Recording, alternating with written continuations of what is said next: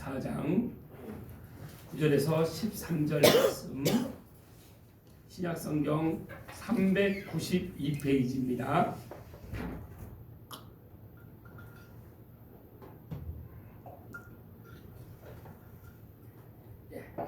찾으셨으면 함께 큰 소리를 읽도록 하겠습니다.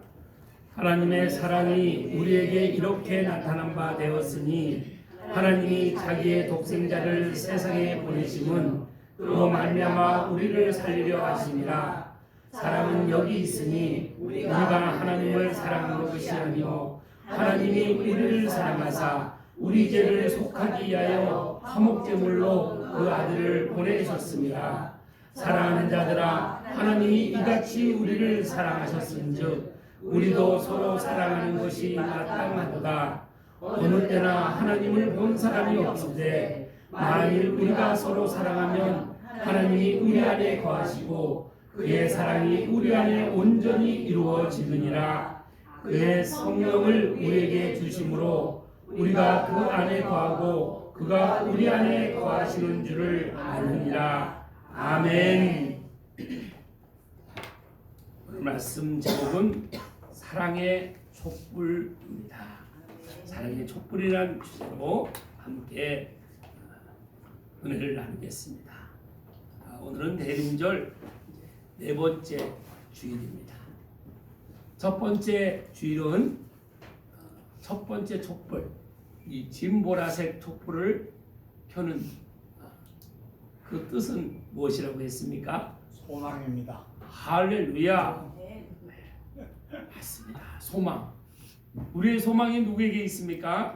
예수님께 있습니다. 소망의 뜻도 있고, 그리고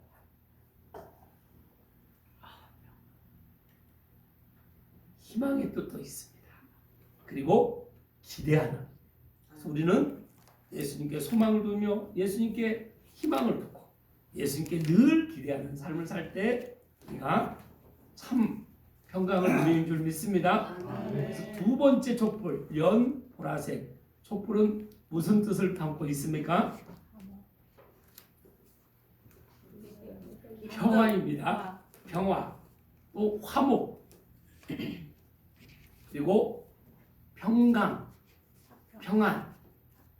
이 네 가지, 평화, 화평, 평강, 다음에 평안, 이 네 가지 뜻을 부자로 줄이면 뭐라고 우리가 샬롬. 수준이 대단히 높으신 것입니다. 샬롬. 그래서 우리가 늘 인사할 때 샬롬. 그러면 당신에게 평화와 화평과 그리고 평강과 평안이 있기를 바랍니다. 그래서 우리가 늘 샬롬을 나눠야 될 줄 믿습니다. 아멘. 세 번째 촛불은 기쁨. 연한 분홍색입니다. 이 분홍색은 기쁨을 상징합니다. 그리고 희락을 상징하는 겁니다. 희락이요 기쁨이신 우리가 예수님을 만나고 예수님을 바라볼 때, 예수님께 소망을 두고 예수님과 화목할 때 우리는 참 기쁨을 누리게 되는 것입니다. 오늘은 그 네 번째 촛불, 흰색 촛불입니다. 무슨 촛불입니까? 사랑의 촛불입니다. 사랑하는 성도 여러분, 여러분은 사랑을 많이 나누십니까? 아멘. 만나는 모든 사람에게 다 사랑을 나누십니까? 아멘. 사랑으로 모든 걸 다 끌어안을 수 있습니까? 아멘이기를 소망합니다. 목소리가 점점 커져야 될 줄 믿습니다. 아멘. 이 사랑 안에 소망도 있고 또 평강도 있고 평화도 있고 기쁨도 있는 것입니다. 그래서 이 성경은 우리에게 하나님의 사랑의 러브레터인 것입니다. 그 성경을 볼 때 우리가 사랑으로 풍성해지는 것입니다. 세상의 어떤 사람을 통해서는 우리가 평강을, 사랑을, 근본적인 사랑을, 온전한 만족을 느끼는 사랑을 할 수가 없습니다. 그러나 성경이신 하나님이신 예수님을 우리가 그 사랑을 우리에게 충만하게 채워질 때 우리가 나누는 삶을 살 줄 믿습니다. 그래서 오늘 우리에게 사랑은 크리스찬 신학의 핵심입니다. 사랑이 우리 크리스찬 믿는 사람 그리스도인들의 핵심이라는 것입니다. 그 사랑이 없으면 그 무엇도 그냥 소리나는 깽가리에 불과하다고 하는 것입니다. 그래서 오늘 이 사랑의 촛불의 의미를 담고 예수님의 그 사랑을 우리가 담은 그 사랑을 입은 우리 한 사람 한 사람이 오늘 사랑의 촛불을 밝히며 이 초가 타기 위해서는 자기를 불태워야 됩니다. 그래서 예수님께서 우리를 위해서 모든 것을 다 생명까지 내어주신 그 사랑에 우리가 바라보며 그 사랑의 의미가 무엇인지, 그 사랑의 또 우리가 참된 사랑이 무엇인지, 그 사랑의 4가지 핵심 의미를 우리가 나누고자 합니다. 그 첫 번째는 사랑의 근원에 대해서 우리가 바르게 알고 깨달아야 되는 것입니다. 우리의 사랑의 근원은 누구십니까? 예수님이십니다. 하나님이십니다. 예수님은 성자 하나님이십니다. 하나님의 아들로 이 땅에 오신 것입니다. 우리에게 그 사랑을, 아낌없는 사랑을, 세상의 그 무엇으로도 경험할 수 없는 사랑을 우리에게 채워주시기에 오신 것입니다. 우리 9절 10절 함께 읽겠습니다. 하나님의 사랑이 우리에게 이렇게 나타난 바 되었으니 하나님이 자기의 독생자를 세상에 보내심은 그로 말미암아 우리를 살리려 하심이라. 사랑은 여기 있으니 우리가 하나님을 사랑한 것이 아니요 하나님이 우리를 사랑하사 우리 죄를 속하게 하여 화목제물로 그 아들을 보내셨습니다. 하나님의 사랑이 우리에게 나타났습니다. 그리고 하나님이 자기의 독생자 예수님을 우리에게 보내주셨다는 것입니다. 보내주셔서 우리를 보내주신 뜻은 우리를 살리시기 위해서 보내주신 것입니다. 그럼 예수님을 보내지 않으셨으면 여기서 예수님을 보내주신 그 뜻은 우리를 살리시려고 보내주셨다고 하셨는데, 그러면 내가 살아있는데 내가 예수님을 하나님 보내주신 이유, 내가 살아있는데 왜 하나님 예수님을 보내주셨습니까? 우리가 볼 때는 우리가 다 살아있는 것 같지만 하나님은 우리의 겉사람은 살아있지만 우리의 속사람인 영혼은 죽어있는 상태라는 것입니다. 그래서 우리가 제일 먼저 예수님을 만나기 위해서는 예수님 저를 살려주세요. 하나님 저를 살려주세요. 제 육체의 생명이 아니라 제 속사람인 영혼의 생명이 제가 살아날 수 있도록 저를 살려주세요. 우리가 이런 기도의 고백이 있어야 될 줄 믿습니다. 그래서 사랑은 여기 10절 말씀 보면 사랑은 여기 있으니 우리가 하나님을 사랑한 것이 아니요 하나님이 우리를 사랑하사 우리 죄를 속하게 하여 화목제물로 그 아들을 우리에게 보내주셨다는 것입니다. 우리가 생각하는 사랑은 어떤 사랑입니까? 내가 너를 사랑했으니 너도 나를 사랑해야 되는 거 아시냐? 이렇게 우리는 늘 조건적인 사랑을 요구합니다. 부모와 자녀 간에서도 내가 너를 어떻게 키웠는데 네가 나한테 이럴 수 있니? 부부관계에 있어서도 내가 당신을 위해서 이렇게 했는데 당신이 어떻게 나한테 이럴 수가 있어? 우리 하나님의 사랑은 일방적인 사랑입니다. 우리가 죄 가운데 있을 때에도, 우리가 하나님을 모를 때에도 하나님은 우리를 사랑하셔서 2000년 전에 하나뿐인 독생자이신 예수님을 이 땅에 보내셔서 우리의 모든 죄를 다 대속해 주셨다는 것입니다. 이 사실을 믿습니까? 그러므로서 우리가 하나님과의 그 관계가 끊어져 있는 죽은 우리의 영혼이 죽은 상태인 우리가 예수님을 나의 구주로 구세주로 받아들임으로써 하나님과 관계가 회복되는 것입니다. 그래서 예수님께서 우리에게 화목제물이 되어 주셨다는 것입니다. 그래서 사랑의 근원은 하나님께로부터 오는 것입니다. 그래서 우리가 하나님께로부터 사랑을 먼저 받은 우리가 이 사랑을 또 많은 이웃들에게 나누는 것입니다. 그래서 두 번째는 사랑의 실천입니다. 사랑의 근원이신 그 사랑의 하나님의 사랑을 우리는 전적으로 아가페 사랑으로 일방적인 사랑을 우리에게 채워주신 것입니다. 그 사랑을 사랑하는 성도 여러분 다 받으셨습니까? 그 영원한 사랑임을 믿습니까? 그 사랑의 근원이신 그 사랑은 하나님께로부터 오심을 우리가 믿습니까? 그 사랑을 받은 우리는 이제 사랑을 실천해야 되는 것입니다. 사랑을 증거해야 되는 것이죠.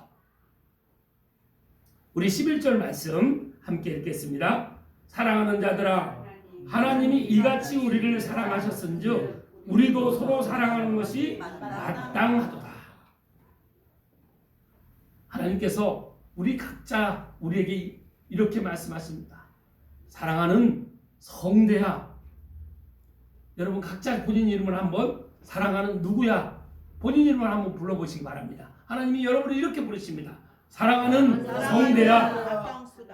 하나님의 음성을 들으십니까? 하나님이 지금 사랑의 속삭임을 우리 한 사람 한 사람에게 지금 음성으로 말씀하고 계시는 것입니다. 사랑하는 자들아 하나님이 이같이 우리를 사랑하셨은즉 우리도 서로 사랑하는 것이 마땅하다고 하는 것입니다. 우리가 사랑을 실천하는 것, 사랑을 나누는 것은 저 사람은 내가 별로 사랑하고 싶지 않으니까 사랑하지 않아도 되고 저 사람은 내가 사랑해야 되니까 사랑하고 이것이 아니라 내 마음으로는 사랑하지 못할 사람도 하나님께서는 내가 너를 사랑한 것을 네가 나를 바라보게 되면 그 사랑을 받았다 그러면 너는 그 사랑을 나누게 된다는 것입니다.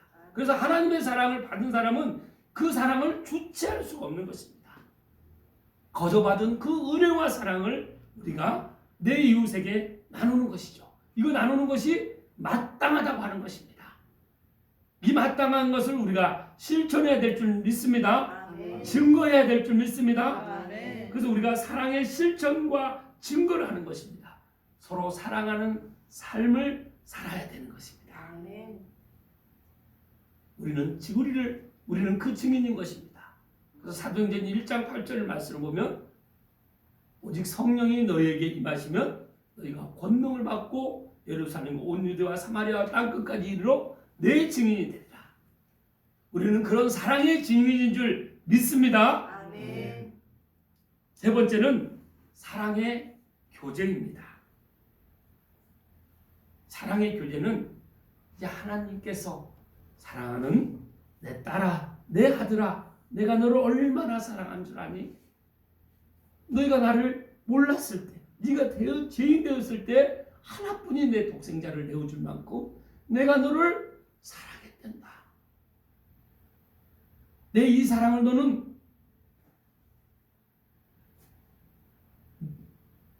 믿느냐고 지금 하나님께서 우리에게 말씀하고 계시는 것입니다. 그래서 우리는 이제 교제를 하는데 누구와 먼저 교제를 해야 됩니까? 하나님과의 교제를 하는 것입니다. 하나님과의 이 교제가 맨 처음에는 얕은 교제입니다. 근데 점점 교제가 깊어지는 것이죠. 그래서 하나님과의 교제가 깊어질수록 신앙이 깊어지는 것입니다. 그리고 사랑이 깊어지는 것이죠.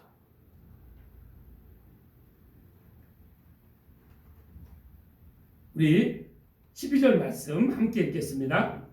어느 때나 하나님을 본 사람이 없으되 만일 우리가 서로 사랑하면 하나님이 우리 안에 거하시고 그의 사랑이 우리 안에 온전히 이루어지느니라. 어느 때나 하나님을 본 사람이 없다는 것입니다. 여러분 하나님 보신 적 있습니까? 없습니다. 보이지 않는 하나님을 여러분 어떻게 믿으십니까? 보이지 않는 하나님께서 사랑하신 그 사랑을 여러분 어떻게 볼 수 있습니까? 그래서 한 의사가, 의학 박사가 이렇게 말을 했다고 합니다.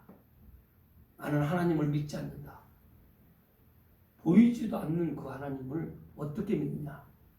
그랬더니 신앙생활을 오래 하신 그 권사님께서 그 의사에게 이렇게 말했다고 합니다. 의사 선생님은 자녀가 있습니까? 네, 있습니다. 아들과 딸이 있습니다. 그럼 그 딸을 사랑하십니까? 사랑하죠. 얼마나 사랑합니까? 너무 사랑합니다. 그렇게 얘기하신 거예요. 그래요? 그럼 의사 선생님은 의사니까 그 사랑이 어디에 있습니까? 가슴에 있대요. 내 마음에 있대요. 그러면 그 가슴을 한번 열어서 사랑을 나한테 보여줘 보세요. 어떻게 사랑하는지. 이렇게 말을 했다. 그래서 그 의사가 깨닫고 하나님을 믿게 되었다는 것입니다. 여러분, 하나님이 보이십니까? 하나님의 사랑이 보이십니까? 그 사랑이 어디에 있습니까? 내 안에 있다는 것입니다. 아멘. 그런데 그 사랑이 보인다고 지금 하나님은 보이지 않으시는데 하나님을 볼 수 있는 유일한 방법이 있다고 지금 말씀에서 지금 하나님께서 말씀하고 계십니다. 우리 12절 말씀 다시 한번 읽어보겠습니다. 어느 때나 하나님을 본 사람이 없으되 만일 우리가 서로 사랑하면 하나님이 우리 안에 거하시고 그의 사랑이 우리 안에 온전히 이루어지느니라. 우리가 서로 사랑하면 하나님을 볼 수 있고 하나님의 그 사랑을 우리가 날마다 맛보며 살아갈 수 있다는 것입니다. 그래서 그 사랑이 완전히 온전하게 나한테 이루어진 그 사랑으로, 믿어진 그 사랑으로 우리가 믿는 믿음까지 깊은 교제에 그 교제까지 나아가야 되는 것입니다. 그 교제로 내 이웃과 그 사랑을 나누는 것입니다. 그래서 우리 생기 넘치는 교회는 늘 사랑이신 사랑의 말씀으로 우리가 늘 하나님한테 고백하는 이 교제 시간을 갖는 것입니다.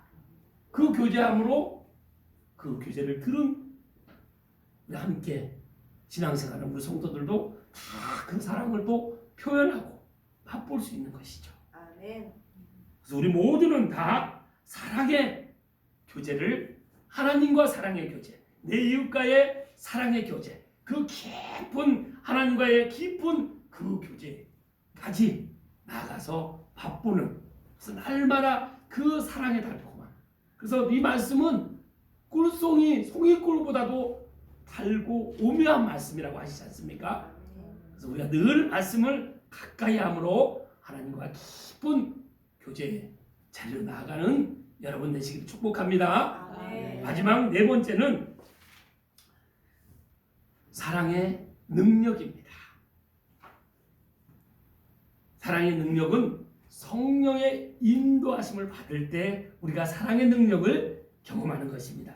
우리 13절 말씀 함께 읽겠습니다. 그의 성령을 우리에게 주심으로 우리가 그 안에 거하고 그가 우리 안에 거하시는 줄을 아느니라.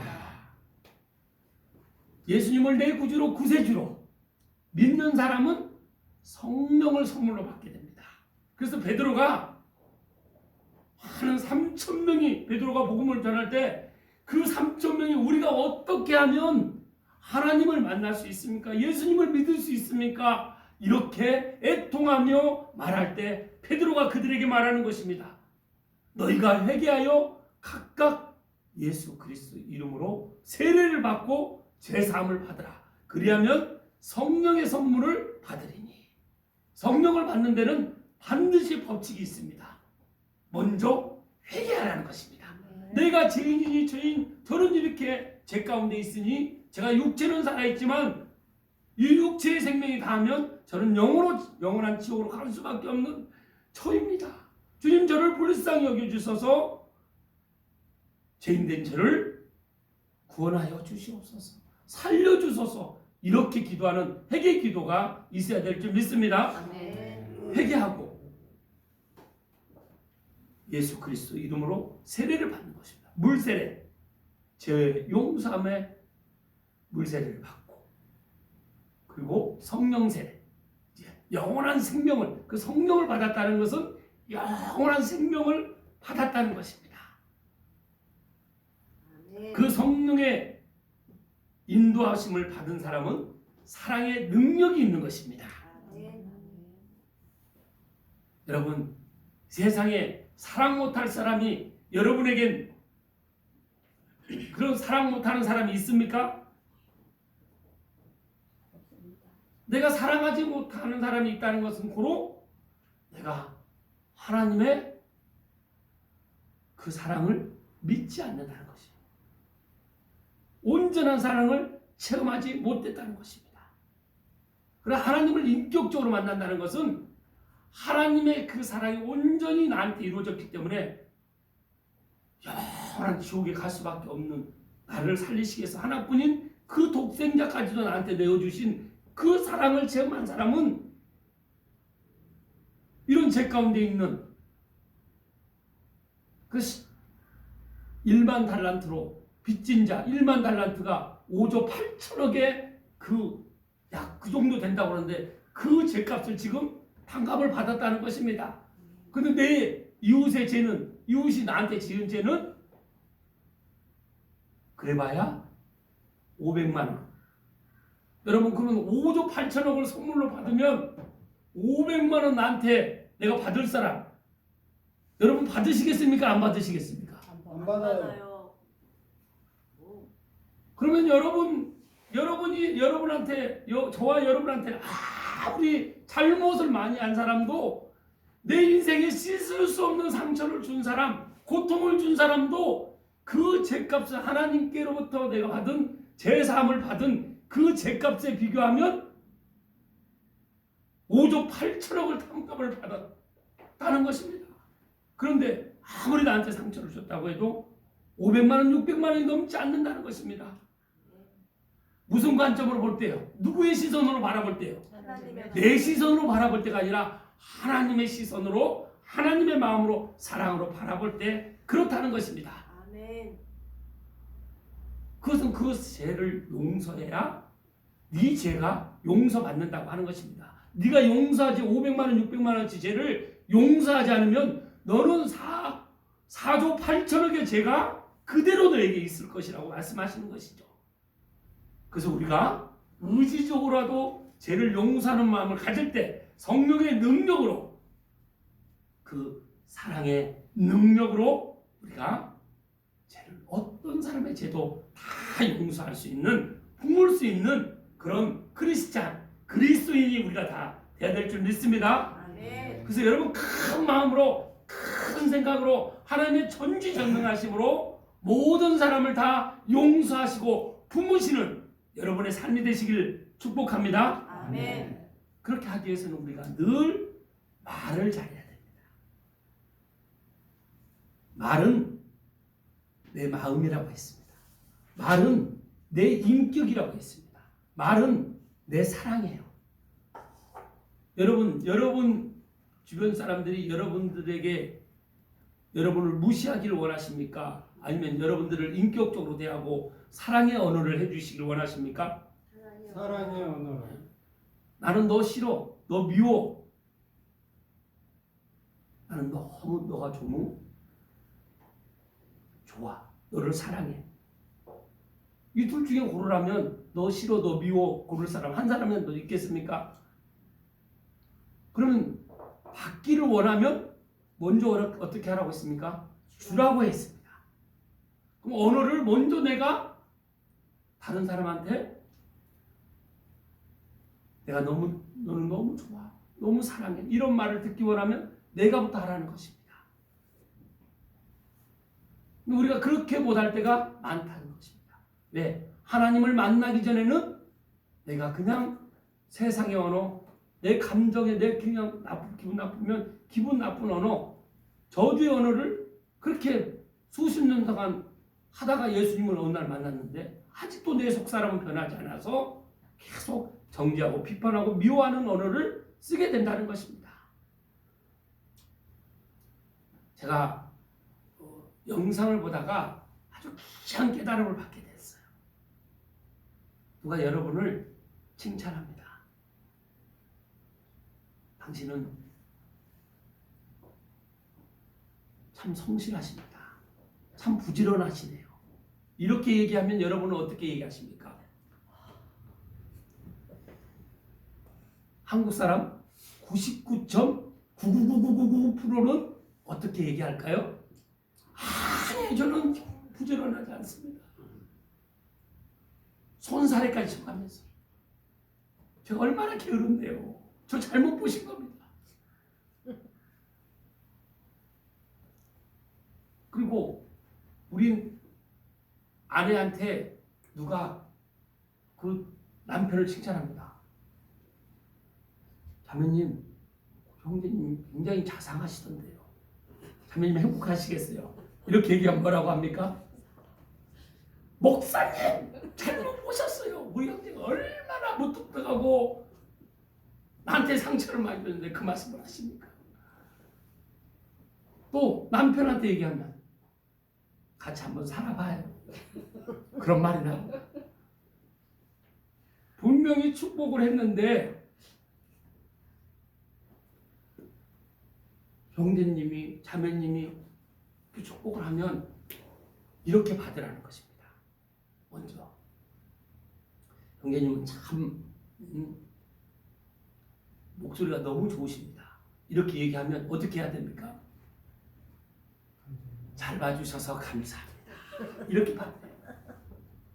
잘 봐주셔서 감사합니다. 참 미인이십니다. 이렇게 얘기하면 어떻게 하라고요? 잘 봐주셔서 감사합니다. 다른 말 다 하지 말고 그냥 잘 봐주셔서 감사합니다. 잘 봐줘서.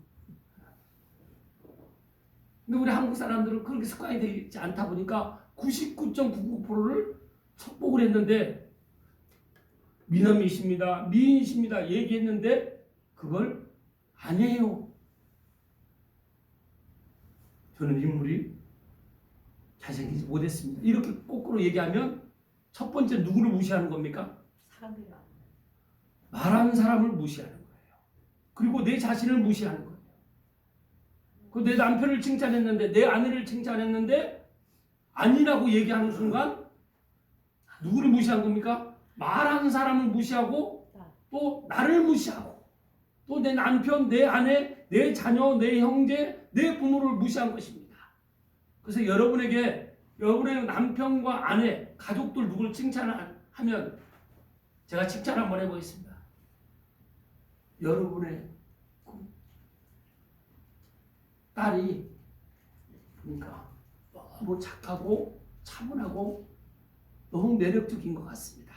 이렇게 얘기를 했습니다. 그럼 여러분 어떻게 해야 됩니까? 잘 봐주셔서 감사합니다. 저에게 거기에 한마디가 더 들어가요. 저에게 너무 가분한. 하나님의 은혜입니다.